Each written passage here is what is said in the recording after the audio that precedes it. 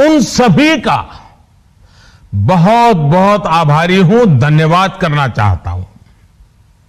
साथियों, हमारी सरकार किसानों के कल्याण के लिए, खासकर छोटे किसानों के कल्याण के लिए, देश के कृषि जगत के हित में, देश के हित में, गांव गरीब के उज्जवल भविष्य के लिए पूरी सत्यनिष्ठा से, किसानों के प्रति पूर्ण समर्पण भाव से,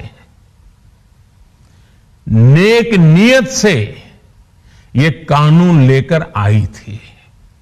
लेकिन इतनी पवित्र बात, पूर्ण रूप से शुद्ध किसानों के हित की बात, हम अपने प्रयासों के बावजूद कुछ किसानों को समझा नहीं पाए। भले ही किसानों का एक वर्ग ही विरोध कर रहा था, लेकिन फिर भी यह हमारे लिए महत्वपूर्ण था। मुझे मिला तरक्की का नया तरीका। बिजनेस बढ़ाना है तो मीशो पर भेजो, 0% कमीशन।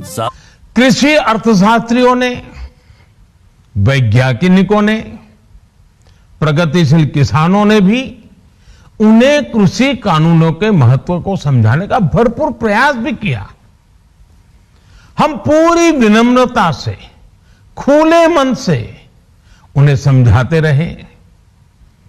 अनेक माध्यमों से व्यक्तिगत और सामूहिक बातचीत भी लगातार होती रही।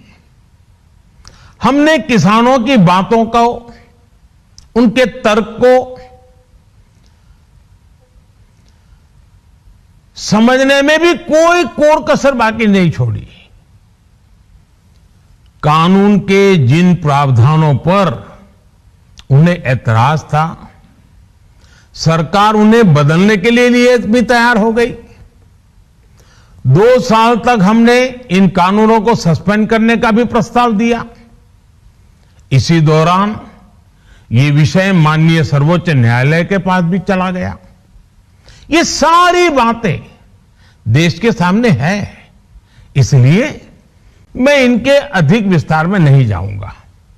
साथियों, मैं आज देशवासियों से क्षमा मांगते हुए सच्चे मन से और पवित्र हृदय से कहना चाहता हूं कि शायद हमारी तपस्या में ही कोई कमी रही होगी, जिसके कारण दिए के प्रकाश जैसा सत्य कुछ किसान भाइयों को हम समझा नहीं पाए। आज गुरु नानक देव जी का पवित्र प्रकाश पर्व है। ये समय किसी को भी दोष देने का नहीं है। आज मैं आपको, पूरे देश को ये बताने आया हूं कि हमने 3 कृषि कानूनों को वापस लेने का, रिपील करने का निर्णय लिया है। इस महीने के अंत में शुरू होने जा रहे संसद सत्र में, इसी महीने में, हम 3 कृषि कानूनों को रिपील करने की संवैधानिक प्रक्रिया को पूरा कर देंगे।